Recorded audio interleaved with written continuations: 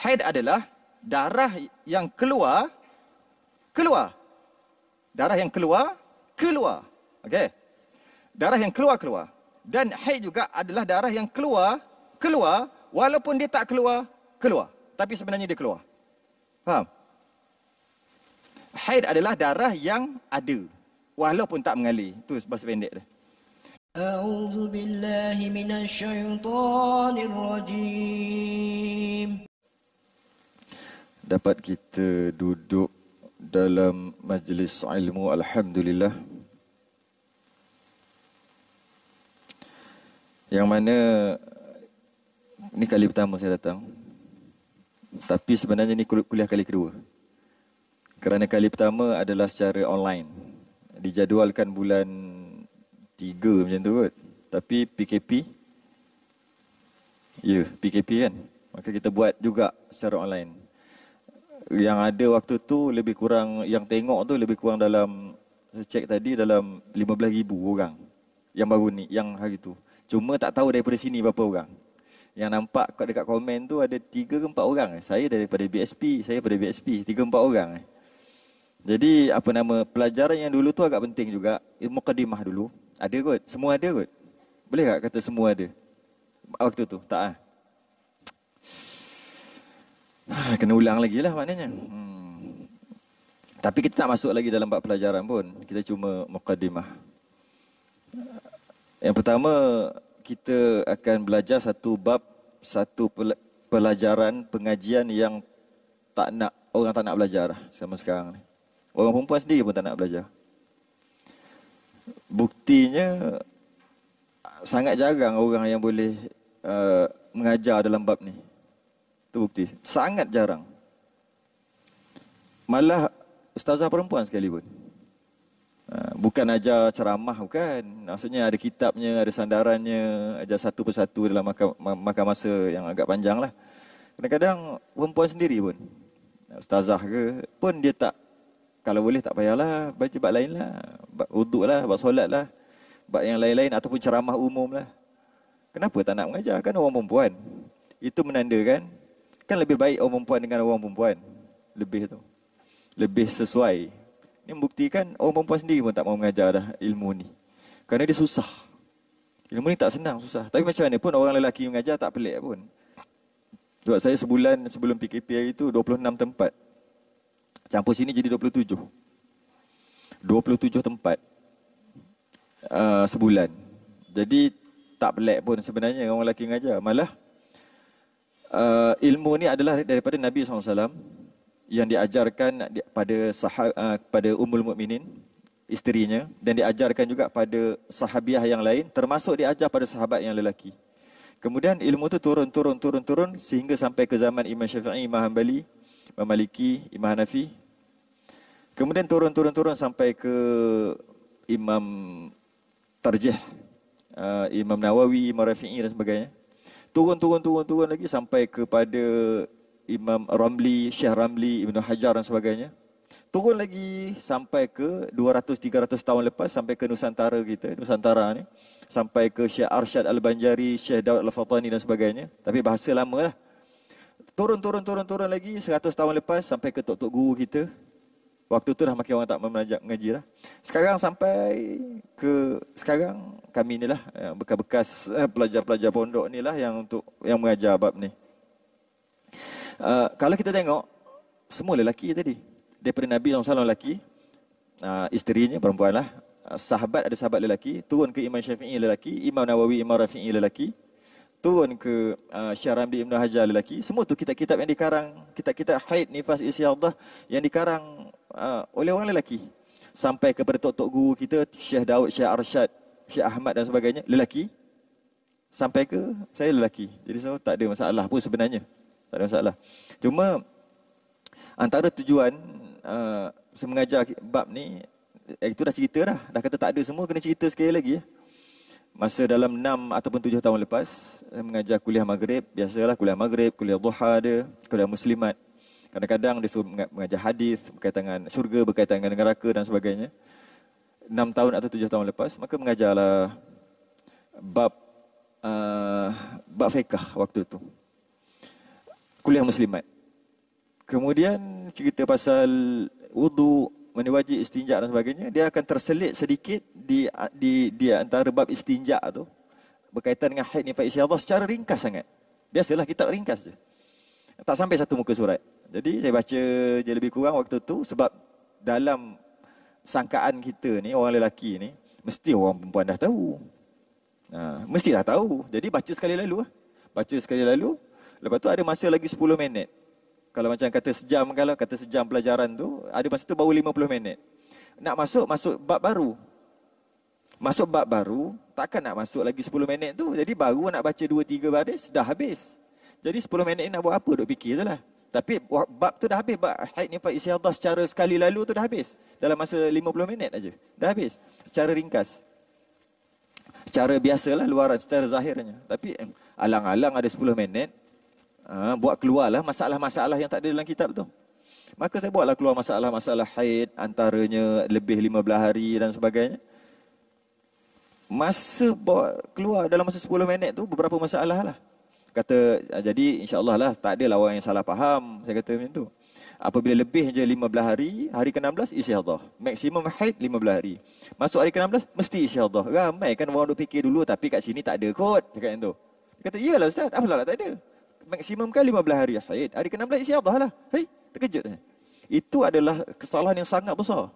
Biasa saya guna perkataan kasar lah sikit. Nanti tahulah, tengoklah 2-3 bulan ni tahulah kasar saya punya bahasanya. Maksudnya itu ajaran sesat. Kasar lah itu. Mana yang belajar? Tapi dah ajar orang. Dah ajar orang dah. Sesat dan menyesatkan. Kasar lah bunyi. Asal maksimum 15 hari, masuk hari ke-16, istihadah. Bukan haid lagi. Hari ke-16 bukan. Kerana hujahnya, alasannya, maksimum kan 15 hari.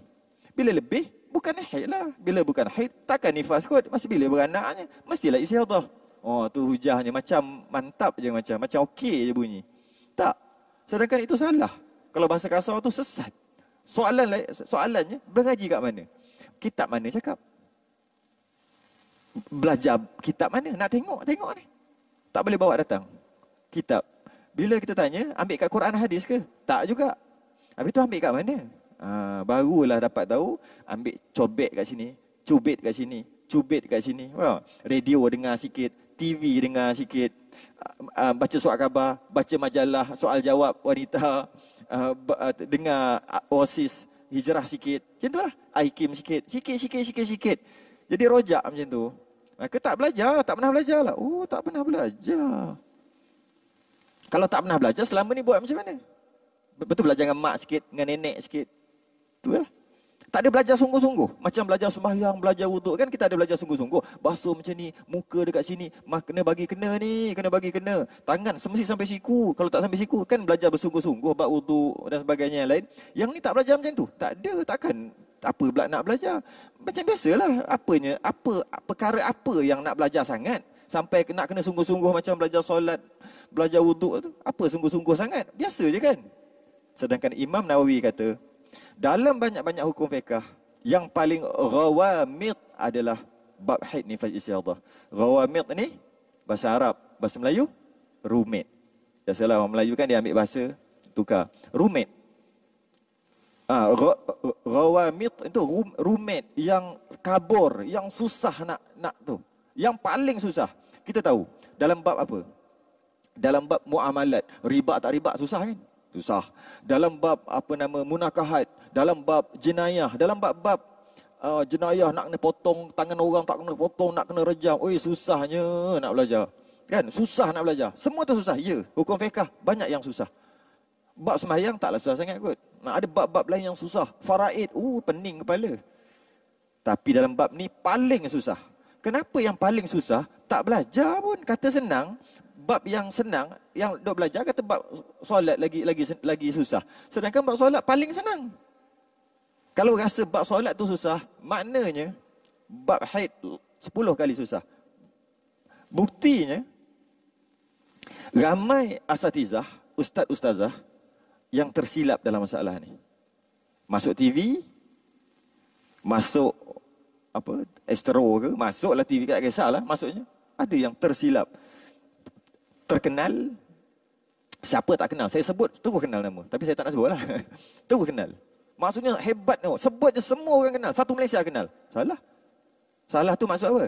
Salah faham. Jadi perkara ni memang perkara susah dan ramai ustaz-ustazah salah faham. Bukan zaman sekarang. Zaman Imam Nawawi lagi. 500 Hijrah. Dah salah faham. Itu waktu tu lagi hebat-hebat. Pun dah salah faham. Zaman sekarang lagilah salah faham. Antara saya bawa apa saya tunjuk kat tepi ni je lah. Nak angkat rasa macam berat. Ni bukan. Ni subuh tadi. Kita akan belajar bab ni jika macam ni punya gaya, macam ni kan, lebih kurang sejam lebih sikit, betul sebulan sekali, memakan masa 6 tahun untuk khatam. 6 tahun. Apa nama ni, orang yang cerdik, saya antara tempat yang saya mengajar satu Malaysia di bab ni. Saya pergi. Antaranya UIA yang paling rendah, budak-budak sekolah rendah. Ada saya masuk, semua aja. Yang paling hebat yang UIA ni, UIA ada di Kuantan. Saya tak silap ada juga orang-orang tu di sini. Saya tak ingat siapa. Saya ada jumpa orang sini di Kuantan lagi tu. Siapa mana satu saya tak tahulah, sebab pakai-pakai pakai purdah hari ni kan. Yang tak pakai purdah pun dah jadi pakai. Apa nama ni, di Kuantan saya pergi sampai di Sabah ada. Ada pergi sampai apa nama ni di Selangor ni memang berpuluh-puluh. Kalau kat sini, kalau masjid tu, masjid yang paling besar masjid negeri lah. Dia mengajar situ secara tetap. Bila saya pergi semua tempat, semua anggap benda tu senang. Sedangkan ia paling susah. Untuk khatam memakan masa 6 tahun, iaitu 2 kali belajar. Kali pertama kita akan belajar kitab Sabilal Muhtadin, nama kitab ni. Sabilal Muhtadin ni kitab dia. Tebal. Tapi dalam masalah haid, nifas, istiadah, dia ada 10 helai sahaja. 20 muka surat sahaja. Ini ada hampir-hampir dekat 1000 muka surat. Sabilal Muhtadin 1000 muka surat. Daripada 1000 ni hanya 10 helai sahaja membicarakan tentang haid, nifas, istiadah. Lebih kurang 20 muka lah. 20 muka yang jadi macam tu, yang rumi tu. Asal Jawi. Dia jadi banyak lah sikit sebab dah jadi rumi, dah besar-besar kan. Yang itu tu, yang nak belajar yang itu tu, memakan masa 2 hingga 3 tahun untuk faham. Jika dalam proses macam ni lah. Habis daripada tu, secara sekali, untuk dalamkan lebih sikit, untuk faham lebih sikit, ada satu kitab lagi, nama kitab tu Ibanah. Ni kitab dia. Belajar sekali lagi. Ulang balik. Tapi lainlah sikit, kitab lain. Habis lagi. Kedua-dua ni memakan masa 6 tahun jika macam ni. Yalah, sebulan sekali, sejam lebih. Dan dalam keadaan normal. Bukan cerdik, bukan laju. Tep. Tak. Yang, jajak ustaz, ulang balik. Tak ada yang tu. Tak ada. Makan 6 tahun. Tapi kalau kejap-kejap kena ulang. Kejap-kejap kena ulang. Tak dapat tangkap. Tak pernah dengar. Mungkin sampai 10 tahun. Ada tempat. Saya mengajar di masjid negeri. 2 tahun setengah. Buat periksa. Tak boleh.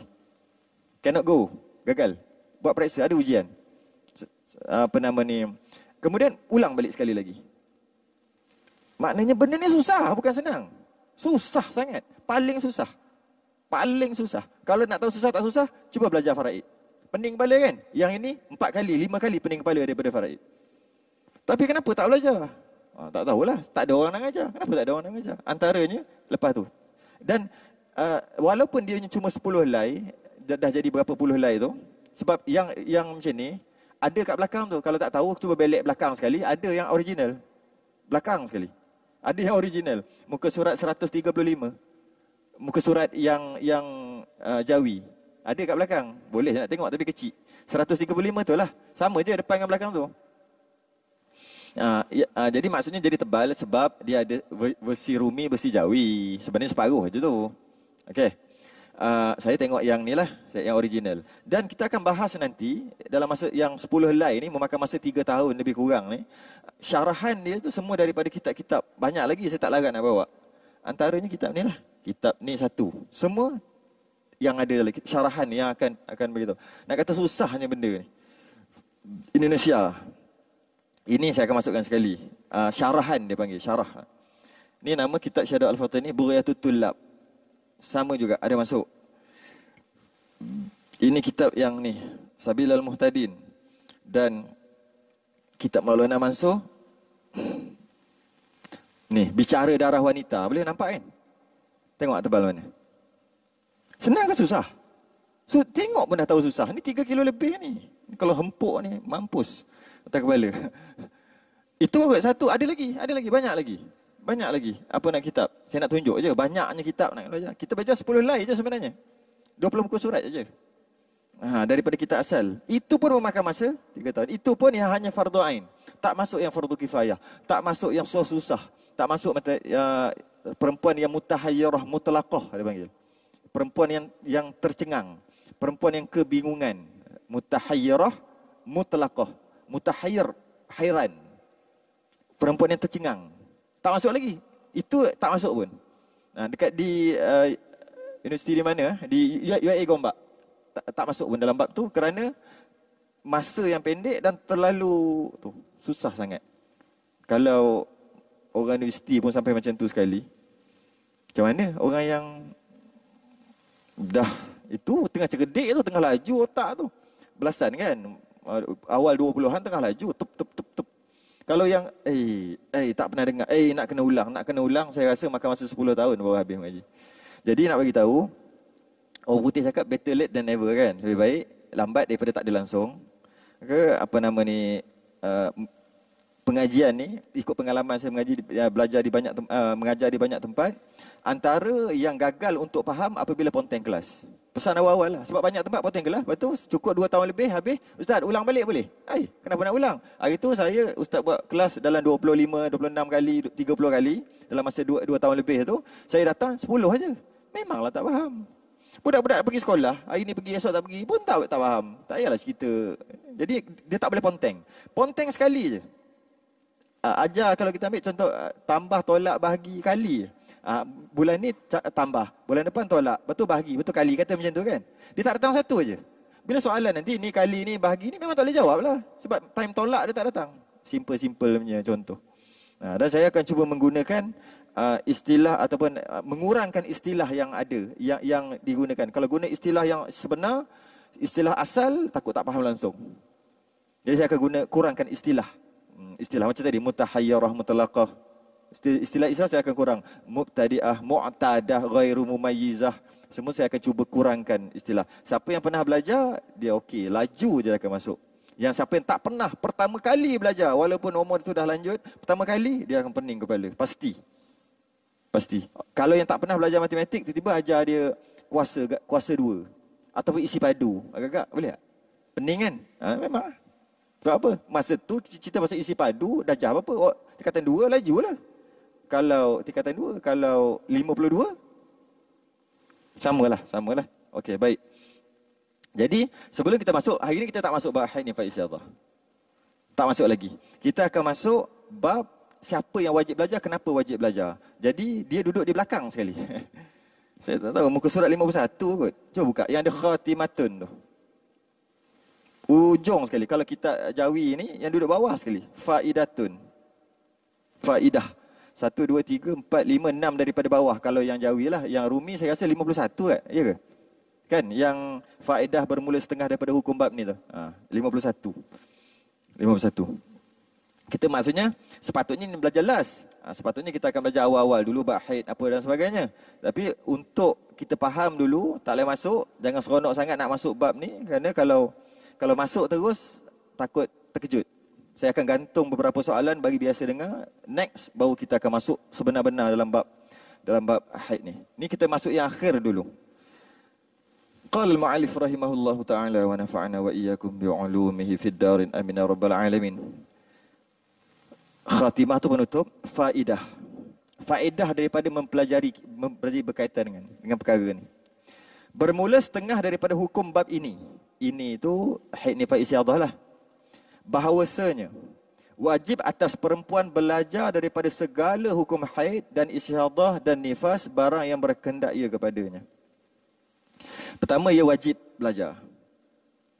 Perempuan wajib belajar. Bila kita kata wajib belajar, dia macam belajar matematik. Macam tu. Ada tak belajar? Macam belajar sejarah, macam belajar BM, BI, geografi, sains. Ada tak belajar haid macam tu? Jika tak ada, berdosa. Bila dah berdosa, macam mana? Istighfar, taubat. Itulah. Dosa, kena taubat. Dia mesti dia tak ada. Dia kata, saya dah belajar. Belajar kat mana? Macam, adalah baca. Ada tak orang belajar matematik main baca-baca macam tu? Ada ke orang belajar? Tak ada kan? Ada orang belajar, dia ada kelas, ada duduk, ada dobek, ada tulis, ada tanya soal jawab, pening kepala, balik fikir, lepas tu buka balik, pening lagi, tanya balik, oh dapat jawapan, lega dapat, datang belajar lagi. Proses tu nama proses pembelajaran. Jadi ada ke belajar? Tak ada, berdosa. Bila ni? Baligh, ketika baligh, berdosalah dia.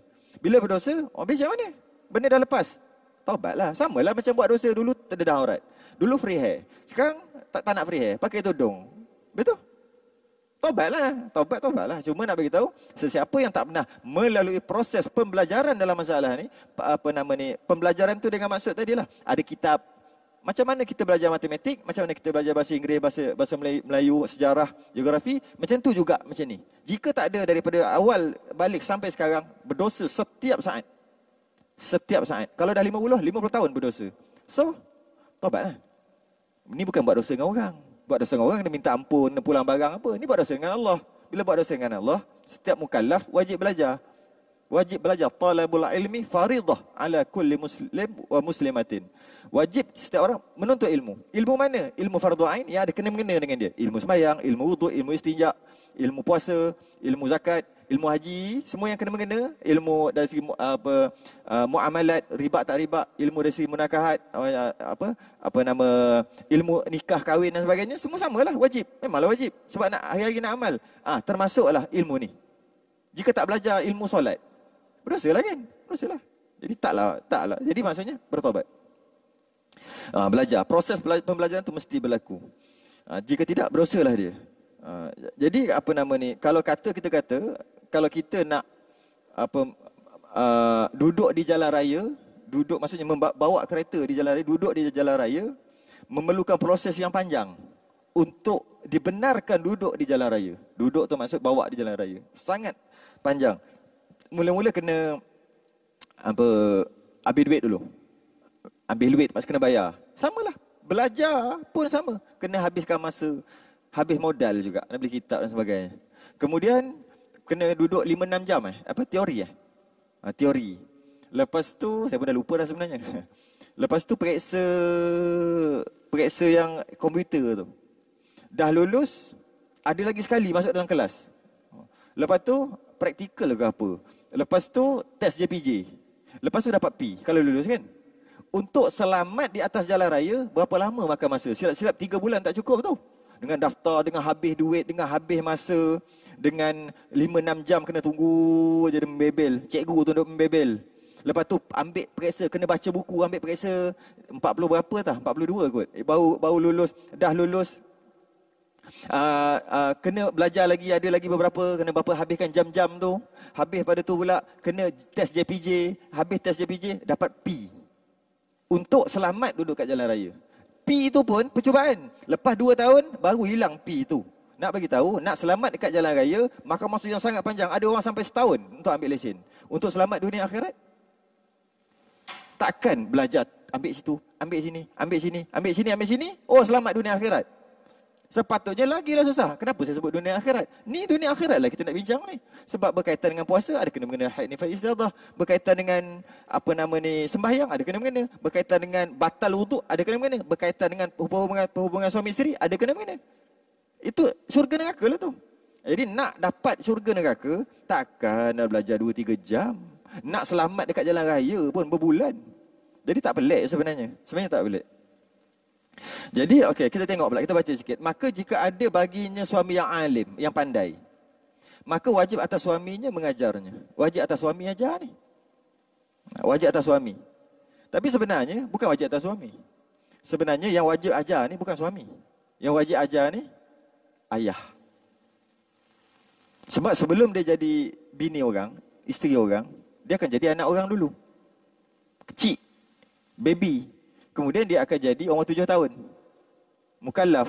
Kemudian selepas tu baru balik, lebih kurang 10 hingga 15 lah orang Malaysia. Jadi sebelum dia balik tu, ayah dia yang berkuasa atas dia. Ayah dia ketua. Kullukum ra'in. Setiap orang lelaki tu dia ketua. Bila ketua, dia kena ajar untuk kehidupan anak dia. Dia kena ajar sembahyang, kena ajar semua kan? Semua dia kena ajar. Ayah tu. Ayah tu bolehlah suruh orang ajar, tapi kewajipan asal ayah. Kemudian termasuk ayah kena ajar haid nifas istiadah. Ada ayah ajar. Tak ada. Sampai ke balik tak ada? Tak ada. Maka berdosa ayah tu. Ayah dah meninggal. Minta ampun untuk dia. Kena mengakulah benda tu berdosa. Kena minta ampun. Kalau dah meninggal, kalau tak meninggal lagi, kita belajar, maka terlepaslah kat dia. Jadi minta ampun, ya Allah, ampunkan dosa ayah aku dan ibu aku yang tak pernah ajar aku sampai balik. Berdosa tak ajar aku. Sama macam tak ajar anak semayang, tak ajar anak puasa, berdosa tak? Berdosa lah. Tak ajar anak adab, tak ajar anak tutup aurat. Tak ajar anak hukum hakam, tak ajar anak semua-semua tu kan berdosa. Samalah tak ajar perkara ni berdosa. Ayah yang kena ajar. Bukan suami sebenarnya. Tapi oleh kerana ayah tak ajar, ayah dan ibu tidak melakukan kewajipan. Dan bila ayah dan ibu tidak melakukan kewajipan, sampai ke besar sehingga dia balik, dia juga tak melakukan kewajipan. Sepatutnya dah balik, ayah ibu dah putus dah. Dia tanggung dosa sendiri. Kenapa tak belajar? Kan dah ada akal lah waktu tu, umur 14, 15, 13, kan dah ada. Kenapa tak belajar sendiri? Kenapa tak cari? Sebab dah balik. Tak belajar, maka dia pula berdosa di situ. Sehinggalah dia nak kahwin, suaminya aku terima nikahnya. Aku terima nikah tu banyak maksud tu. Aku terima nikah tu maksud, yang haram bagi aku jadi halal. Tu maksud. Taat engkau kepada ibu bapa, sekarang taat kepada aku. Aku tu suami. Tu maksud aku terima nikah. Tanggungjawab dulu aku tak ada tanggungjawab. Sekarang lelaki tu ada tanggungjawab isteri. Itu maksud aku terima nikah. Dan terima isteri tu seadanya. Kalaulah isteri tu kepala botak, terima dengan kepala botak dia sekali. Itu maksud aku terima nikah. Kalau isteri tu ada kurap dekat kaki, terima dengan kurap-kurap dia. Maksudnya terima dengan penyakit dia dan kena ubatlah. Ubatlah penyakit dia tu. Bukannya engkau sakit, aku tak nak. Bukan. Dah aku terima nikah, terima semua. Terima kebaikan dan keburukan.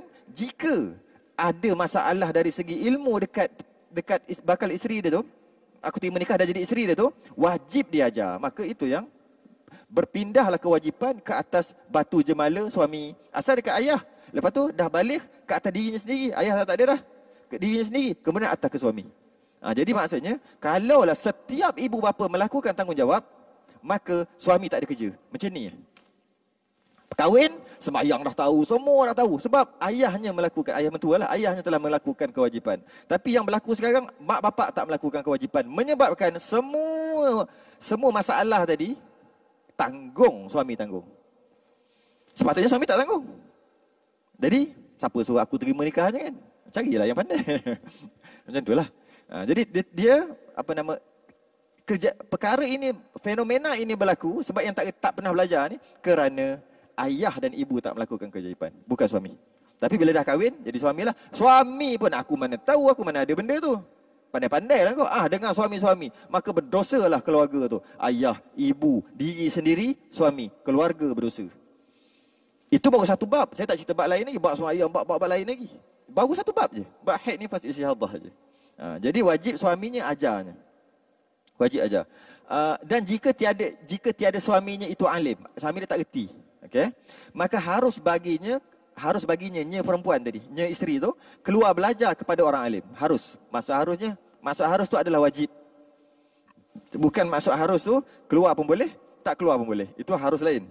Kan harus kan keluar boleh, tak keluar pun boleh. Tak, maksud harus ni adalah wajib bagi perempuan itu, yang mana jika dia tak ada suami, ataupun dia ada suami tapi suami dia tak reti, wajib dia keluar belajar kepada orang yang reti, tak kira lelaki perempuan pun. Yang nak mengajar tak kira. Okey? Dan wajib atas suaminya melepaskan dia. Wajib atas suami untuk benarkan. Haram atasnya suami itu menegahkan. Suami kata tak boleh masak nasi goreng untuk saya. Tak boleh, saya ada kat Al-Hidayah BSP BSP. Ada surau Al-Hidayah, saya nak kena. Tak boleh, saya nak lapar, masak nasi goreng. 9:30 start. Kali pertama ni, tak boleh. Saya tak benarkan awak keluar. Soalan. Kalau awak keluar, nusyus. Tak benarkan. Saya nak belajar, saya tak reti. Abang belajar. Aku mana tahu. Habis itu, abang lah keluar belajar. Abang ajar saya. Malah aku. Aku lapar, nak makan nasi goreng. Soalannya, 9:30 dah ni. Apa yang perlu dibuat? Adakah dia perlu patuh pada suami dia, takut nusyus, derhaka, ataupun dia boleh keluar rumah macam tu je? Dia boleh keluar macam tu aja. Antara keluar rumah yang tak dikira bersalah, tak dikira nusyus. Apabila keluar tu untuk menyelamatkan nyawa, keluar tu untuk menuntut ilmu pula fardu ain yang wajib atas dia, dalam keadaan dia tak tahu lagi. Boleh keluar, tinggal suami. Kerana jika dia duduk kat rumah, dia telah derhaka. Suami kata kalau awak keluar, awak derhaka. Sekarang ni kalau dia duduk rumah, dia derhaka. Dia derhaka pada yang lagi besar daripada suami dia, Allah dan Rasul. Dia boleh keluar macam tu aja. Tak dikira nusyus. Kalau masuk mahkamah pun tak dikira nusyus. Kalau kata masuk mahkamah pun kan, tak dikira. Kerana kewajipan tu suami. Dia tak boleh ajar, dia tak bawa ustazah datang rumah. Dia pula tak benarkan pula. Tak boleh. Boleh keluar macam tu aja. Satu lagi kerana apa, membahayakan keselamatan, macam terbakar, apa gas meletup, rumah terbakar, ada ular, senduk ke ular apa kan, king cobra dalam tu. Ada orang jahat kan menyelamatkan membahayakan kesihatan dia. Boleh ke dia keluar rumah? Tak boleh, tak minta izin suaminya tu. Memang mampu kena bakar lah. Jadi dia boleh keluar aja. Itu satulah. Satu sebab tu. Yang kedua sebab kerana nak belajar. Ilmu bukan semua ilmu fardhu ain. Okey, saya bagi contoh sikit. Dia nak keluar, ada ustazah mengajar Quran. Mengajar Quran, baca betul surah Baqarah, sambil-sambil tu tadabbur sikit, ambil makna sikit. Okey, kes macam tadi juga. Suami dia kata, aku lapar nasi goreng. Nasi goreng aja. Buat masak. Tak boleh ada ustazah datang nak belajar. Apa dia? Belajar Quran. Perbetulkan tajwid surah Baqarah dengan tadabbur sikitlah, sikit-sikit. Sejam. Tak boleh, awak keluar nusyus. Awak keluar berdosa. Saya tak benar. Derhaka kalau awak keluar. Boleh tak dia keluar? Tak boleh. Tak boleh. Maksudnya jika dia keluar, betul dia derhaka. Walaupun untuk baca Quran. Walaupun untuk pergi tengok ibu ayah dia yang sakit kan. Tu cerita tu masyhur lah. Tak payah ulang balik. Zaman Nabi ada kan. Mak bapak sakit. Suami tak bagi. Maksud suami tak tahu. Dia tak minta izin suami. Jadi dia tak keluar. Sampai mati ibu ayah dia. Akhir sekali ibu ayah dia masuk syurga. Tu tengok kenapa masuk syurga? Kerana dia telah mendidik seorang anak perempuan yang mana anak perempuan tu betul-betul patuh kepada suaminya. Dengan dia tak pergi tu, masuk syurga ibu ayah dia. Dengan dia tak keluar untuk tengok masa sakit tu. Sebab dia tak sempat nak minta izin suami dia. Dengan sebab tu, ibu ayah dia masuk syurga. Kalau dia keluar agak-agak macam mana? Jadi keluar belajar Quran. Keluar belajar ada sirah Nabi. Sirah Nabi, Isra' Mi'raj, apa lagi? Ada di Masjid Surau tu lah. Suami, kisah saya cuba buat masalah yang berbeza je. Suami tak bagi keluar, tak boleh keluar. Yang boleh keluar hanya fardu ain. Ataupun bahasa lain, yang boleh keluar yang kata tanpa izin suami tadi tu, hanya jika tak tahu benda tu berdosa. Itu je. Okey, tak tahu baca Quran berdosa tak? Tak tahu baca Quran, surah Baqarah tak tahu baca. Berdosa tak? Pasti ke berdosa? Tak tahu baca Baqarah berdosa? Tak. Baca salah yang berdosa. Dia tak tahu baca surah Baqarah, surah Ali Imran, tak tahu baca. Fatihah je dia tahu masa semayang. Dengan kulhu. Berdosa ke? Tak berdosa. Tapi tak adalah pahala. Tapi tak berdosa tak tahu baca surah Baqarah. Tak berdosa. Sejak bila pula tak tahu baca surah Baqarah tu berdosa? Mana? Quran tu sunat kan baca. Sejak bila pula jadi wajib? yang tak baca berdosa ni bila buat benda tu wajib? Benda tu sunat. Fatihah wajib tak? Wajib dalam sembahyang. Jadi buat Fatihah iyalah kalau kata. Kalau dia tak kerti baca Fatihah berdosa tak? Memang berdosa lah. Nak sembahyang macam mana? Rukun. Tapi kalau tak baca surah Baqarah, tak kerti baca surah Ali Imran, surah Maidah, tak berdosa. Cuma tak ada pahala lah kau. Cuma tak berdosa. Tak berdosa, kenalah kata tak berdosa. Jangan kata berdosa pula. Okey. Tapi kalau tak belajar sembahyang, tak kerti rukun yang 13, berdosa tak? Berdosa. Nampak? Dah nampak dah dia punya tu. Kalau tak tahu Isra' dan Mi'raj, berdosa tak? Tak berdosa. Tapi selekeh lah. Apa Nabi sendiri kata sayang. Tapi perjalanan Nabi pun tak tahu. Sekadar macam tu je. Tapi berdosa ke tak? Tak berdosa. Tak tahu berkaitan dengan itu, tak berdosa.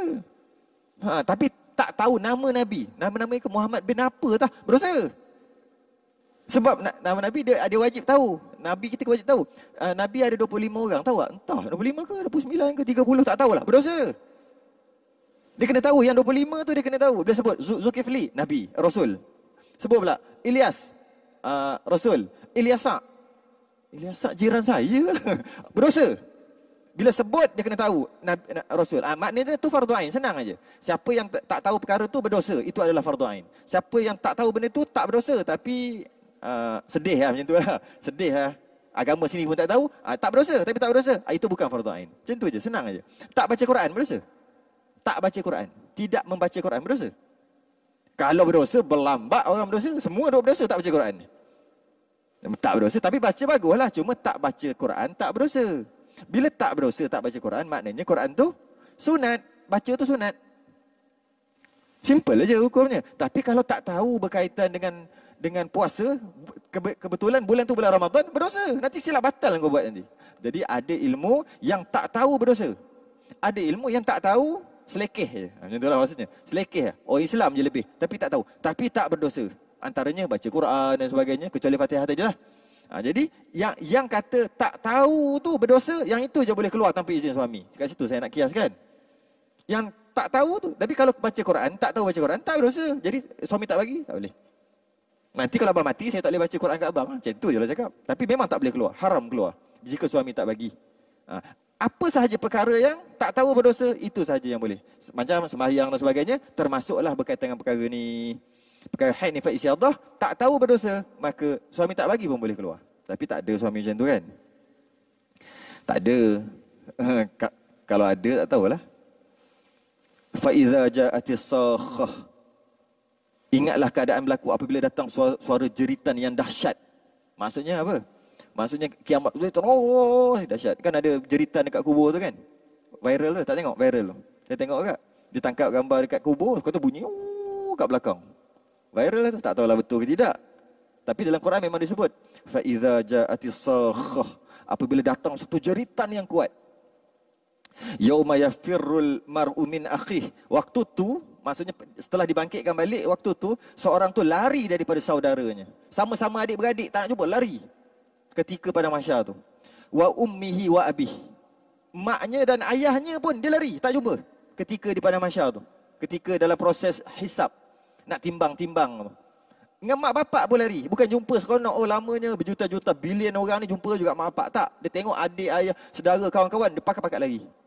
Wa sahibatihi wa banih. Dan isteri dan anak-anaknya pun dia lari. Tengok isteri aku lari. Isteri tengok suami lari. Anak tengok pakat-pakat lari. Likulli mri'in minhum yawma idzin sya'nun yughnih. Kerana tiap-tiap daripada seorang mereka itu ada satu perkara yang menyibukkan tentang dirinya.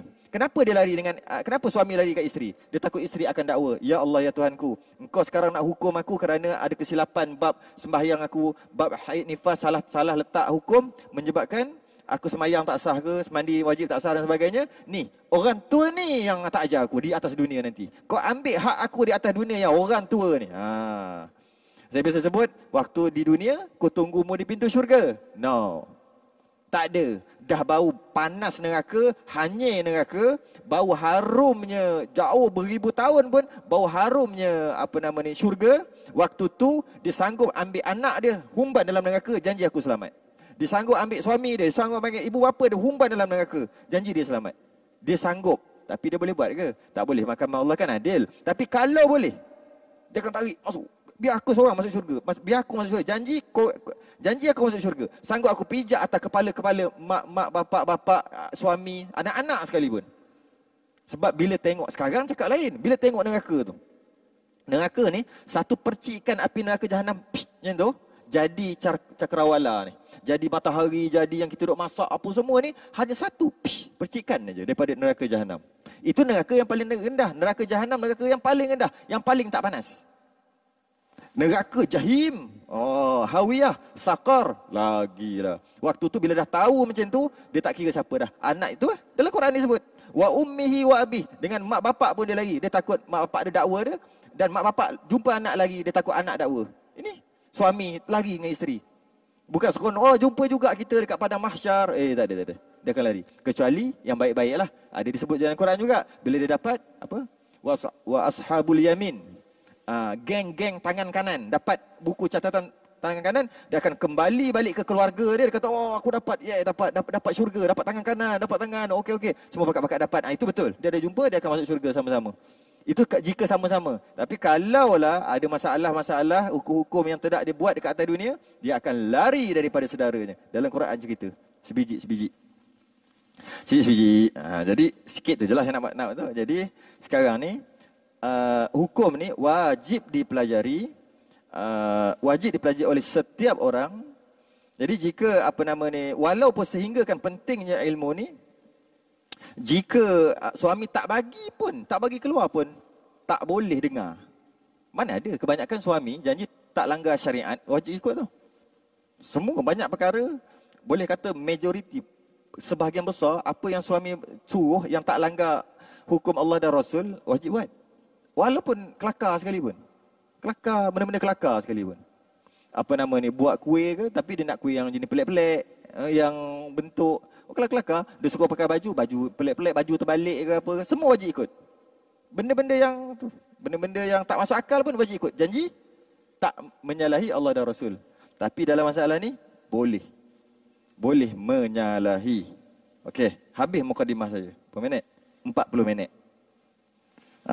Belik balik ke awal. Maknanya ada 20 minit lagi. Kita masuk juga sikit. Jadi penting belajar, ulang balik. Janganlah ulangi kesilapan 26 tempat. Saya tak kira, ada orang marah-marah, ada orang yang dah belajar tu. 26 tempat kesilapannya ponteng kelas. Dalam untuk habis ni lebih kurang dalam saya agak lebih kurang dalam 30 kali. Mana 30 bulan, lebih kurang 2 tahun lebih kurang lah tu. Dalam 30 kali ni, kebanyakan yang datang 15 kali, 16 kali, 17 kali macam tu kan. Yang hebat sekalipun 20 kali je datang. Dalam masa 30 tu. Dia akan ponteng, ada hal, ada kenduri kahwin. Lah makan lah. Saya tengok tadi berlambak kedai makan. Nak sibuk makan kahwin tu lah. Banyak lagi kenduri kahwin. Kebanyakannya kenduri kahwin lah. Kenapa ramai tak datang ni? Kahwin. Oh, jiran kahwin tu lah, kahwin ni kahwin lah. Sempat je pergi, sejam je pun. Tapi kenapa saya cakap awal? Ini yang telah berlaku 26 kali. 26 kali telah berlaku benda yang sama. Masalah balik kampung lah, apalah. Tak apa, silakan. Tapi datang next, tak faham dah. Hilang pelajar satu pelajaran hilang. Sebab dia setiap perkara tu dia berkait rapat. Lebih-lebih lagi yang tak pernah belajar. Yang pernah belajar, mungkin diberi kelonggaran 30 kali tu, datanglah 15 kali, okey. Yang pernah lalu sekali. Sama ada lalu depan, lalu berkitab maksud saya. Kitab, ataupun lalu dalam YouTube saya pun sama. Dalam YouTube, kalau type nama saya, ataupun type Ustaz Haid Nifas, tak ramai. 3-4 orang je keluar. Antaranya saya. Kebanyakan, jadi dia tengok ke YouTube ke apa ke, yang ini dibenarkan lah kalau tak datang. Sebab dia dah lalu sekali. Atau dah masuk daurah saya di mana-mana, tak ada masalah. Jadi apa nama ni, kita masuk dulu sikit. Masuk sikit dalam masa yang ada, lagi 20 minit ni. Bab haid wal istihadah wan nifas. Tu, bahagian pertama. Bahagian pertama, masalah haid. Fasal, betul tak? Jumpa? Fasal kan? Sebab saya akan cuba samakan perkataan dengan yang Rumi. Saya Jawi, jadi kalau tu bagi tahulah kalau lain. Ini bab pada menyatakan haid. Faslun, fasal ataupun ceraian, tu masuk fasal. Ceraian. Maksudnya ada bab besar. Bab ibadah besar. Pintu besar. Lepas tu dia ada kecil. Dia panggil fasal. Fasal wuduk, fasal lah satu. Fasal istinja, fasal mandi wajib. Fasal tu bilik-bilik kecil lah. Antara fasal tu, antara ceraian daripada ibadah yang besar adalah ini bab pada menyatakan haid. Haid dulu. Pengertian haid pada bahasa. Dalam setiap perkara kita, ibadah kita, dia ada dua pemahaman, dua maksud. Dua definisi. Satu dari segi lughatan ataupun dari segi bahasa, yang kedua dari segi istilah ataupun dari segi syarak. Saya bagi beberapa contoh. Sembahyang, solat. Solat dari segi bahasa maksud apa? Bahasa. Solat tu bahasa Arab, bahasa Melayu. Dari segi bahasa. Kalau kata macam ni, itu bukan dari segi bahasa. Doa ya, saya dengar tadi doa. Ya. Solat termasuk juga solawat. Samalah tu. Kita selawat pada Nabi, selawat kita doa tu maksudnya. Solat maksudnya dari segi bahasa doa. Adalah doa. Tapi yang bila sebut, dah solat ke belum? Dia pun, bismillahirrahmanirrahim, alhamdulillah. Boleh tak? Betul dari segi bahasa. Tapi maksud dia bukan dari segi tu. Dia nak bagi tahu dari segi yang tunduk bangun ni, iaitu solat dari segi istilah, solat dari segi syarak. Jadi, solat dari segi lughah, dari segi bahasa, maksudnya doa. Simple aja. Solat adalah doa. Tapi dari segi syarak, dari segi istilah, dari segi hukum yang kita nak bincang ni adalah apa? aqwalun wa af'alun muftatahatun bitakbir wa mukhtatamatun bitaslim bi syara'ita makhsusah. Itu yang kita nak tu. Perkataan dan perbuatan dimulai dengan takbiratul ihram, disudahi dengan salam dengan syarat-syarat tertentu. Itu sembahyang kan? Jadi bila sebut ada dua. Sekarang aku nak solat ni. Solat dari segi bahasa ke dari segi istilah, dari segi syarak? Boleh tanyalah. Tapi biasa orang sebut kadang-kadang dari segi bahasa, kadang-kadang dari segi istilah. Contoh yang kedua, musta'mal. Maksud musta'mal dari segi bahasa, air musta'mal. Maksud air musta'mal dari segi bahasa, air yang telah digunakan. Yang kita sebut air musta'mal tu air musta'mal. Adakah maksud tu? Tidak. Tidak. Air musta'mal yang kita maksudkan tu, air yang tak boleh dibuat bersuci itu adalah air bekasan ambil wuduk basuhan pertama, mandi wajib basuhan pertama atau basuhan najis hukmi. Lebihan tu, itu adalah air musta'mal. Pening maknanya tak pernah mengaji. Saya tengok ada idaman penuntut. Saya mengajar idaman penuntut juga dekat desa Kemuning situ. Ada dalam masalah yang disebut. Dalam masalah air ni. Air musta'mal adalah air yang bekasan wuduk kali pertama. Ambil wuduk, sahaja aku ambil wuduk, air tu musta'mal. Basuh tangan, air pertama tu musta'mal. Yang kedua tu kekal mutlak. Pertama. Yang kedua mandi wajib. Kena muka. Terangkatlah hadas besar kat muka dulu kan. Kena muka dulu. Itu air tu adalah air musta'mal. Kena kali kedua shower, air itu air mutlak, bukan musta'mal. Kerana air musta'mal adalah air basuhan yang pertama. Wuduk ataupun mandi wajib ataupun basuhan najis hukmi. Najis hukmi macam mana? Ada kat lantai ada najis, ambil buang air dia, buang fizikal, buang bukan dengan air, dengan tisu je. Sampai buang, gosok sampai tak ada bau dah. Tapi tak lalu air lagi. Dia panggil najis hukmi. Hukum ada najis tapi najis dah tak ada. Ambil air lalu. Lalu je air, lepas je tempat yang kawasan najis tadi, nama air tu musta'mal. 3 perkara. Saya saja cakap je laju lah, bukan perbicaraan kita. Itu, jadi maksud bila sebut air musta'mal, ada dua. Yang pertama dari segi bahasa. Ambil air, 1 gelas, ambil celup dengan tangan. Namanya air musta'mal. Tapi air musta'mal dari segi bahasa. Dari segi yang kita nak, musta'mal adalah dari segi syarak. Iaitu adakah air ini musta'mal? Tidak. Air itu kekal mutlak. Boleh ambil wuduk. Walaupun dah celup sekalipun. Nampak tak? Saya nak bagi tahu, ada dari segi lurah, ada dari segi syarak, istilah. Macam mana pun ada orang salah faham. Dia kata air musta'mal yang dah digunakan. Ambil celup tangan sikit je. Air musta'mal dah guna dah. Salah faham. Kita nak cerita berkaitan dengan syarak. Macam tu juga solat semayang tadi. Macam tu juga berkaitan dengan haid. Haid pada segi bahasa, artinya, dari segi lurah tu, luratan, maksud lurah tu bahasa, artinya as-sailan, as-sailanu, artinya mengalir. Ini dari segi bahasa. Ramai orang salah faham, dia kata, oleh kerana maksud haid tu sendiri adalah mengalir, darah mesti mengalir baru haid. Jika tak mengalir, bukan haid. Salah faham lagi. Macam salah faham air musta'mal tadi. Macam, salah faham. Dia kata dah celup air, musta'mal lah. Masih bila ambil wuduk, kau celup tangan aja. Mutlak lah itu. Ada tempayan. Budak, tempayan rumah Tok Wan dia. Di balik kampung, rumah Tok Wan dia ada tempayan, kampung. Anak-anak ni, cucu-cucu dia ni, masuk dalam tempayan tu. Seorang masuk. Mandi. Tok Wan dia kata, apalah, habislah air Tok Wan. Takut-takut tak ada air, Tok Wan boleh ambil wuduk kat air tempayan tu. Habis jadi musta'mal. Sejak bila budak tu ambil wuduk? Budak tu terkejun. Air tu kekal mutlak. Sebab mana ada najis? Mana ada cerita pasal najis? Budak tu terkejun aja. Air itu adalah kekal mutlak. Bila budak tu keluar, boleh ambil wuduk, boleh mandi wajib, boleh basuh najis. Air itu. Sebab kenapa dia kata habislah jadi musta'mal? Salah faham lurah dengan istilah. Salah faham. Jadi orang yang salah faham bab haid, dia kata maksud haid adalah as-sailan. Sailan maksudnya mengalir. Haid mesti mengalir. Jika tidak mengalir, bukan haid. Salah faham. Haid adalah sama ada mengalir ataupun tidak mengalir. Itu dari segi syarak. Dan saya dah sebut sebelum ni, saya sempat dengar rakaman yang lepas-lepas sikit, saya guna perkataan keluar tu. Siapa ada itu? Ingat tak? Perkataan keluar. Haid adalah satu keadaan, keluarnya darah, seorang perempuan keluarnya darah, darah keluar, dalam keadaan keluar, walaupun tak keluar, keluar. Kalau yang berkerut dari itu tak tengok lah, tak datang lah, bukan tak datang lah, tak tengok lah live tu. Saya guna perkataan yang sama. Haid adalah darah yang keluar. Darah yang keluar. Okey. Darah yang keluar. Dan haid juga adalah darah yang keluar walaupun dia tak keluar. Tapi sebenarnya dia keluar. Faham? Haid adalah darah yang ada walaupun tak mengalir. Itu bahasa pendek dia. Sebab apa saya sebut dia keluar walaupun tak keluar? Dia keluar tapi tak keluar, tak ada. Macam mana nak tahu dia keluar? Cek, ambil kapas cek baru ada. Maka sebenarnya darah tu keluar. Maknanya kenapa dia tak keluar? Sebab sikit sangat tak mengalir. Bila tak mengalir, taklah keluar.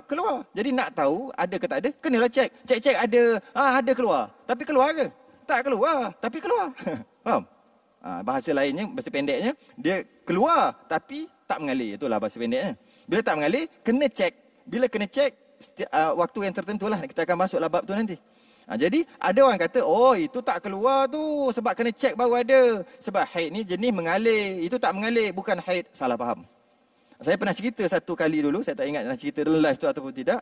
Seorang kakak ni, umur 45, dah ada anak 2. Saya mengajar, habis-habis tu dia kata, Ustaz, saya kan tak pernah pun datang haid seumur hidup. Anak 2. Saya cakap, mustahil kak. Mana boleh tak pernah datang haid tapi mengandung? Dia mesti ada kan, apalah, bahasa sains saya pun dah lupa. Dia darah tu sepatutnya dia disenyawakan. Tapi di dinding rahim, dia tak disenyawakan. Lama-lama dia akan jatuh sebagai haid kan. Dia akan luruh. Setiap bulan jadi macam tu. Yang ovum kan, ovari tu dia merembeskan ovum, tunggu di dinding rahim, sperma datang, dia tak keluar. Tapi kalau tak ada persenyawaan berlaku, dia akan jatuh tiap-tiap bulan kan. Takkan tak mengaji kot. Dah kata 5, sia-sia kalau tak faham, dia kata 5 mengaji bukan main. Jadi bila macam tu, dia kata dia tak ada haid. Sedangkan ada anak 2, mustahil. Anak angkat kot. Jauh tak baik ustaz cakap macam tu. Mana boleh jadi? Rupanya, dia salah faham perkataan keluar. Dia salah faham perkataan keluar. Dia kata keluar tu masih mesti mengalir. Saya ikut, kak balik. Dalam masa 3 bulan, buat macam ni. Saya ajar dia. Tiap-tiap hari cek. Dengan kapas. Tiap-tiap hari. Sehari sekali. Okey. Kemudian tanda jika ada color. Jika ada warna. Sebab tak pernah. 45 tahun tak pernah keluar. Anak 2 orang ni. Pelik sungguh. Buat tabung uji ke? Tak juga dia kata. Mana boleh? Mana boleh? Cek selama 3 bulan. Dia cek setiap hari sekali. Dia pun cek sebulan, bulan kedua, bulan ketiga jumpa dia balik. Dia call. Bukan jumpa, dia call. Dia kata, betul lah Ustaz. Bulan pertama tak ada apa-apa. Bulan kedua, disebutlah berapa 20 berapa hari bulan sampai 20 6 hari ada color warna kuning. Ataupun warna tanah, ataupun dia sebut stain, warna kotor, warna keruh, boleh juga kata. Warna keruh adalah warna haid. Dia kata ada 6 hari. Masuk hari ke-7 tak ada dah. Habis sampai 23 hari. Tak ada apa-apa. Kemudian ada balik 6. Lepas tu tak ada balik. Sekarang saya call Ustaz. Nak tahu tak? Setiap bulan, akak ni telah buat dosa besar. Setiap bulan. Iaitu dia sembahyang dalam keadaan haid. Benda ni bukan benda kecil, benda besar. Haid, solat berdosa. Dia tak pernah tinggal sembahyang. Selalu masuk masjid, selalu baca Quran. Maka setiap bulan, paling kurang dia buat 6 hari dosa besar. Dosa besar bukan dosa kecil. Dosa besar. Kerana dia sembahyang dalam haid tanpa dia sedari. Kenapa dia tak sedar?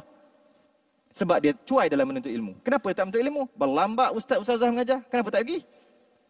Kesilapan dia tidak dimaafkan. Umur 45. Daripada umur 15, umur 14 sampai umur 45, 30 tahun. Takkan tak cuba cari belajar? Tak dimaafkan. Macam orang, dia kata aku semayang, tak tahu pula sujud 2 kali. Ingat sujud sekali je. Dah semayang 30 tahun dah semayang, sujud sekali je.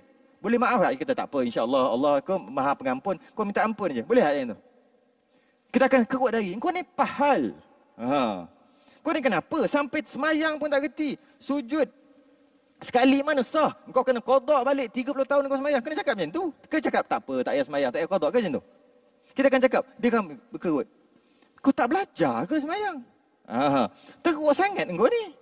Tak tahu ingat selama ni. Kau tak tengok orang semayang ke? Aku tak berhati. Aku semayang seorang-seorang je selama 30 tahun ni. Aku sujud sekali je. Kita akan cakap, solat kau tak sah daripada awal sampai akhir.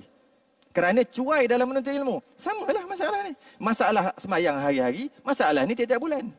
Sama. Takkan keluar sebulan ni, bulan depan, bulan seterusnya. Takkan tak ada fikir pun nak belajar. Namanya cuai dalam menuntut ilmu. Bila cuai dalam menuntut ilmu, tak dimaafkan. Tak dimaafkan.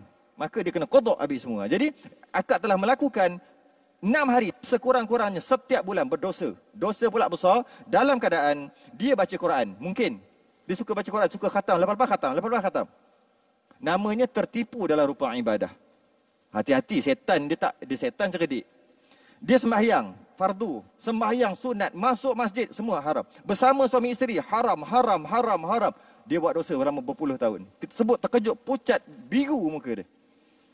Boleh tak dimaafkan agak-agak? Sebab tak menuntut ilmu. Saya nak tanyalah, dia sembahyang sujud sekali selama 30 tahun. Kita nak kata, dimaafkan agak-agak? Ataupun dia tak tahu pun sembahyang kena ambil wuduk. Dia ingat sembahyang tak payah ambil wuduk. Setelah 30 tahun, kita nak kata tak? Tak apa, dimaafkan. Kita boleh berani tak cakap itu? Ataupun dia tak tutup aurat. 30 tahun tak tutup aurat. Tak pakai tudung. Dia pun kata tak tahu, ingatkan tak wajib pakai tudung. Kita kata tak apa, dimaafkan tak? Ilmu ni dia panggil ma'lum minaddin bid-darurah. Benda yang tak payah mengajar ini, tak payah belajar universiti dah faham. Benda simple. Orang kafir pun tahu, orang perempuan muslimat kena tutup Orang kafir pun tahu. Tiba-tiba orang kafir, you kena semayang sembah Tuan Allah. Orang kafir pun tahu. Tiba-tiba dia tak tahu. Maka oleh kerana itu dia panggil maklum minaddin bid-darurah. Benda yang tak boleh nak elak, mesti kena tahu. Dia tak tahu dalam masalah ni, maka tak dimaafkan. Tidak dimaafkan. Jadi dia telah buat, malah dia ada lagi hukum yang lebih lagi. Jika 6 hari saya sebut tadi, silat-silat lebih. Kenapa lebih? Jika waktu dia berhenti haid dalam keadaan dia tak sedar tadi, dia mandi tak wajib? Mandi haid, mandi wajib tak? Tak mandilah sebab dia kata tak ada. Maka dia semayang tak sah juga walaupun dah kering. Kan? Nak semayang, nak sah, kena mandi. Maka 2-3 hari, 4 hari lepas tu berdosa walaupun dah kering. Sebab dia tak mandi wajib. Kebetulan, mungkin dia akan bersama suami isteri, kemudian dia mandi. Masa mandi wajib tu terangkat sekali. Tapi berapa hari, tak tahulah. Bahayanya apabila ambil mudah perkara ni. Nampak macam biasa. Macam biasa je, macam tak ada apa-apa. Benda simple-simple aja. Kat mana-mana pun saya akan sebut yang ni dulu.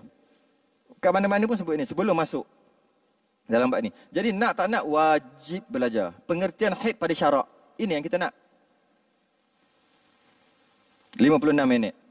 Pengertian haid pada syarak. Erti haid pada syarak. Dam ni apa dam? Dam ni darah. Dam syik. Tu asalnya ada peristiwa berdarah tu.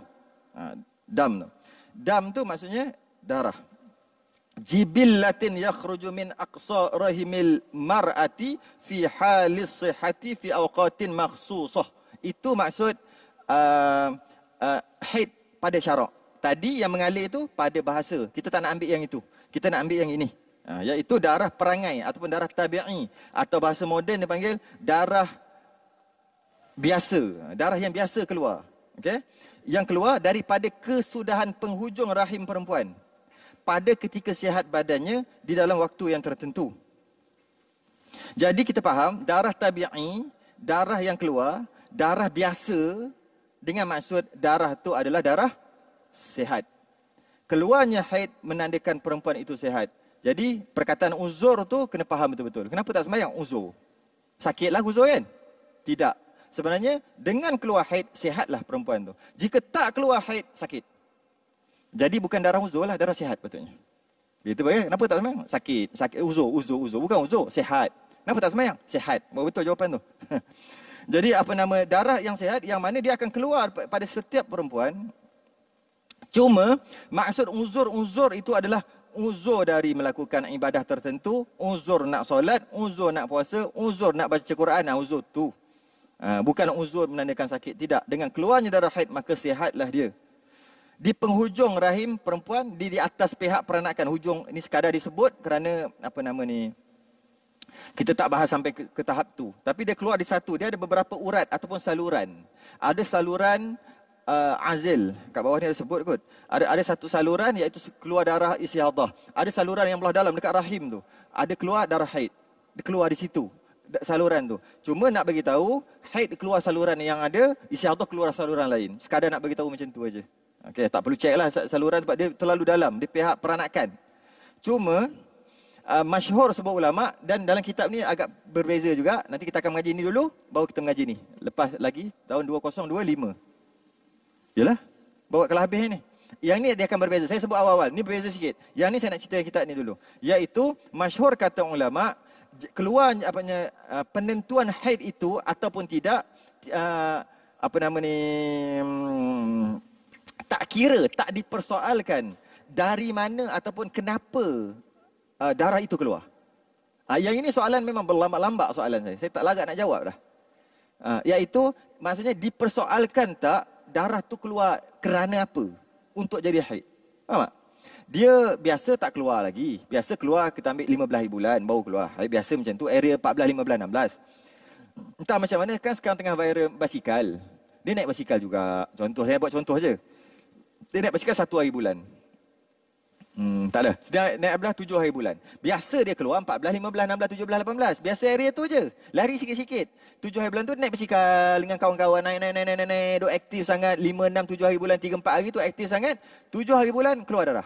Sedangkan biasanya 14, 15, 16. Adakah dipersoalkan sebab naik basikal kot? Sebab aktif sangat kot. Jadi darah yang keluar tu bukan haid. Adakah aktiviti dia buat mempengaruhi status darah tu? Tidak. Jika keluar darah, cukup cara haid, dia adalah haid walaupun atas apa alasan sekalipun. Itu masyhur. Dalam kitab kita lain beza sikit. Saya nak cakap awal-awal. Ini satu pendapat yang pertama dulu. Jadi maksudnya, okey, katakanlah dengan sebab dia aktif, kita nak katalah, saya nak hujahnya. Dengan sebab dia aktif menyebabkan keluar darah. Biasa 14, 15, dia aktif sangat, 7 hari bulan dah keluar. Cepat 7 hari daripada biasa. Jika kita nak ambil kata, ini bukan haid kot. Sebab biasa ni dah 30 tahun dah duk main 13, 14, 15, 16. Dia area tu je. Dah 30 tahun. Daripada anak dara sampai anak dah bersepah dah anak dah. Banyak anak ni. Tapi tetap duduk 13, 14 area tu je. Tiba-tiba 7 ni, naik basikal pun baru beli je 2-3 hari ni. Sebab naik basikal kot.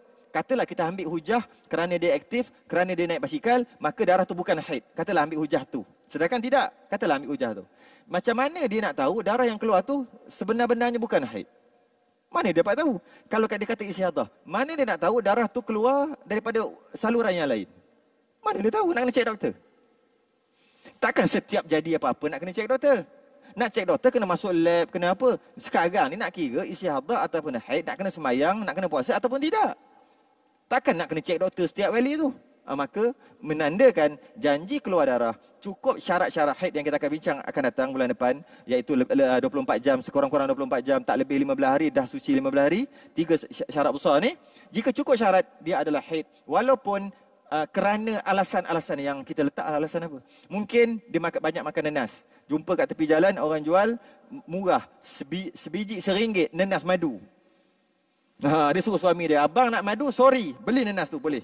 Beli, buat balik 10 biji. Makan-makan sedap lah. Buat kicap, cicah, makan nenas. Habis sebiji tengok ada asam boy yang tu kan. Cicah asam boy pula buat satu. Buat garam belacan, sambal belacan, apa semua. Sedap makan. Habis 7 biji. Dia buat contoh lah. Sajalah buat contoh yang tu. Lepas makan, Allah. Banyaknya aku makan. Seronok sangat makan sedap ni. Lepas tu, esok tu, keluar darah. Poin dia keluar. Dalam keadaan sebelum ni lambat lagi ke, patutnya lagi seminggu ke, lagi 10 hari ke, tak macam biasa ke, tiba-tiba keluar. Dia akan fikir, entah sebab makan tu lah. Tak dipersoalkan kau makan apa pun. Cukup tak syarat? Lebih 24 jam?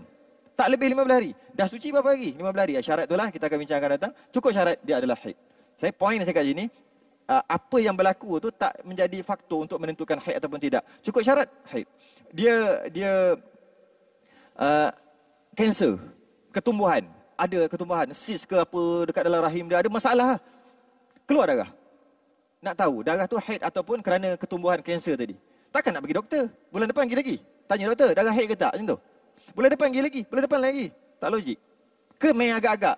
Aku rasa haid kot. Macam tu. Mana boleh. Maka ulama letak siap dah. Penyakit ke, tak penyakit ke, apa ke, cukup syarat haid, haid. Kan mudah. Mudah je. Cukup syarat haid. Haid. Apa syarat haid? Ulang saya akan ulang banyak kali bab tu. Lebih 24 jam, tak lebih 15 hari, dah suci 15 hari. Maksudnya dah suci tu, suci di antara 2 haid tu 15 hari. Tu biasa kalau orang mengaji dia akan angguk tu, orang faham dah yang tu. Syarat tu. Saya akan ulang banyak kali yang tu lah. Jadi tak dikira sebab silap makan ke, sebab ketumbuhan ke, sebab uri jatuh ke.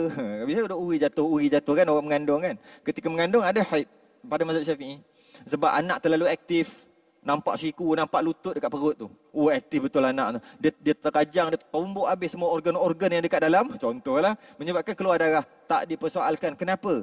Cukup syarat, dia adalah haid. Simple. Dalam kitab kita simple. Cukup syarah haid, dia adalah haid. Tak perlu nak tu. Kalau kata nak juga, tak kira, nak tahu juga puncanya, boleh. Silakanlah menyusahkan diri sendiri. Dia ada penyakit sis, kadang-kadang dia besar, kadang-kadang dia duduk makan ubat, kadang-kadang jadi kecil, dia punya kanser, kadang-kadang jadi besar, kadang-kadang jadi betul haid, kadang-kadang tak betul. Okey, ketika jadi tak betul, kena pergi doktor, suruh doktor buat kajian. Masuk lab, menyusahkan diri, silakan lah. Doktor kata, okey, haid, okey, setelah seminggu baru dapat jawapan. Masuk lab. Lepas tu bulan depan, keluar lagi. Dah suci 15 hari, dah keluar ni. Kenapa keluar? Macam ni macam pelik aja. Pergi doktor lagi. Tiap-tiap bulan pergilah. Jadi kalau nak menyusahkan diri sendiri, silalah. Sedangkan ulama' dah letak, punca tidak dipersoalkan. Kerana jatuh tangga. Dia baru pindah rumah. Suami dia kata, I ada kerja ni. You kemas rumah dulu. Dia cat rumah. Contohlah, isteri. Cat rumah, ambil sofa, angkat buat naik atas. Tergelincir macam ni, jatuh, tergolek-golek. Jatuh. Buat contoh aja, jangan. Lepas tu perut dia ataupun rahim belah ni terkena bucu-bucu mana. Aduh. Bang, balik bang, sakit ni, pergi doktor. Doktor pun gini. Oh, scan tak ada apa ni. Petang tu malam tu keluar darah. Dia boleh kata, entah jatuh tangga tadi. Tak payah soal. Cukup tak 24 jam? Tak cukup istiadah. Cukup tak? Cukup haid. Tak dipersoalkan. Tu tujuan nak cerita tadi tu saja je nak besarkan cerita tu. Poin besar dekat sini, tak dipersoalkan punca. Punca tu tidak dipersoalkan. Kerana jika mempersoalkan punca, dia akan menyusahkan diri sendiri. Kalau nak, silakan. Tapi hukum asal, punca tidak dipersoalkan. Kerana pemakanan, makan sejuk, makan yang panas, makan yang tajam, makan asid, makan jenis-jenis tu. Maksud asid tu itulah.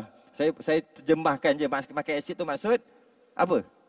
Nenas kan ada asid dia. Itulah maksudnya. Takkan makan asid, matilah. Makan benda-benda berasid, kan? Atau beralkali. Adalah semua tu. Makan sebab kesihatan, sebab aktif, tak aktif. Tidak dipersoalkan. Janji cukup syarah haid, dia adalah haid. Very simple. Cukup. Sejam lebih dah. Cukup lah? Tak cukup lagi? Dalil haid. Dalil haid ni panjang juga. Jadi, kena sambung lah. Sebab dia biasa tak boleh sejam. Dia akan melimpah. Kita tak masuk lagi. Mungkin bulan depan pun tak masuk bab haid lagi. Sebab dalil haid, wa yas'alunaka 'anil mahid qul huwa adza. Tengok asbabun nuzul ayat ni dulu. Ayat ni turun kerana apa, sembang lagi. Kemudian sabda Nabi, hadza syai'un katabahu Allah 'ala banati Adam. Cerita pasal hadis ni pula, asbabul wurud, turunnya hadis ni. Habis kat situ satu bulan. Ni bulan apa? Bulan 9. Bulan 10 habis kat situ, tak masuk lagi. Bulan 11, permulaan haid. Bermula sekurang-kurang haid, baru belajar sekurang-kurang takriban 9 tahun. Cerita pasal 9 tahun. Cerita pasal setahun, dalam setahun Syamsiah ataupun Masihi. Ada berbeza dengan Qamariyah, beberapa belah hari, kamu 9 tahun. Habis semua tu, sekurang-kurang haid pula 24 jam. Stop kat situ. Bulan 12, bahawasanya umpama kapas dimasukkan ke dalam faraj, pengertian berhubung. Tu lah, tak jadi tengok. Okey, kemudian tempoh sebanyak-banyak haid bulan 1. Kemudian saya laju aja ni. Gambaran masalah terdahulu haid daripada nifas bulan 2. Memang iyalah. 3 tahun lebih. 2 tahun lebih. Jadi jangan ponteng kelas, tak apa. Cuma akan datang jika ada soalan, maksudnya soalan yang perlu dijawab segera. Saya sekarang dah jadi ni. Nak buat apa? Jadi kena jawab segeralah, saya akan jawab. Tapi jawapan dia mungkin tak faham, tapi dapatlah jawapan dia. Sebab tak masuk lagi bab tu. Kalau ada masalah terus nak tanya dekat grup WhatsApp saya pun boleh. Nanti saya jawab dalam kelas, boleh juga. Tapi kalau nak jawab dalam tu penat, kadang-kadang kita nak mengadap, kadang-kadang dekat 2 jam. Ustaz ni asyik main telefon aja, dia kata. Aku baling kan. Jawab soalan dekat 20 orang tanya bab jamak qasar. Ustaz, saya sekarang ada dekat Kuala Kangsar. Saya keluar rumah pukul sekian. Perjalanannya lebih 2 malam ni. Saya boleh tak jamak qasar? Nak kena jawab segera yang itu. Jawab. Lepas tu terus masuk lagi. Tengok ada 13 ni. Jawab. Tinggal lagi 2. Masuk lagi. Dia kata, ustaz ni main game ke apa? Jadi saya tak larat nak jawab sebenarnya. Kadang-kadang bab haid lagi lah. Nak kena soal jawab lagi. Jadi kalau soal kita akan jawab dalam kelas macam ni. Yang penting lah. Macam mana? Saya ni dah 6 bulan dah tak keluar apa kan? Dah 6 bulan dah duduk. Tak berhenti-berhenti. Contoh. Benda tu kena jawab segera. Sebab nak semayang getak sekarang ni. Macam mana nak menentukan yang mana haid, yang mana istiadah? Yang segera tu, soal kita akan jawab yang tu dalam masa 10-15 minit, baru kita masuk kitab. Itu akan datanglah. Ini baru permulaan. Jadi tanda balik, saya tak tanda. Saya tak tanda, jadi kena tanda balik dekat sebab saya akan datang. Kalau salah tunjuk, salah letak, kita akan ulang benda yang sama. Salah letak, kita akan lompat pelajaran. Dekat kita tanda dekat mana ni? Dalil haid bermula asal haid itu tu wa yasalunaka anil mahid. Ayat Quran ada tak? Ke tak ada? Ada kan? Tanda kat situ. Dalil haid bermula asal haid itu firman Allah Taala. Dan ditanyai mereka itu di kau ya Muhammad daripada tentang haid, kata olehmu ya Muhammad iaitu darah yang cemar, yang itu. Wallahu alam. Kita tangguh dulu. Yang tengok pun ni yang 30 berapa orang, berapa ratus orang ada ni. Ni tengok orang sini ke orang mana pun saya tak tahulah. Tapi sini punya ni kan. Ramai juga yang tengok. 1,000. 1,000 orang tengok. Ada ke sampai muslimat sampai 1,000 orang sini? Tak apalah, tutuplah. Wallahu alam, kita sudah dengan tasbih kafarah dan suratul Subhanahu. Astagfirullah.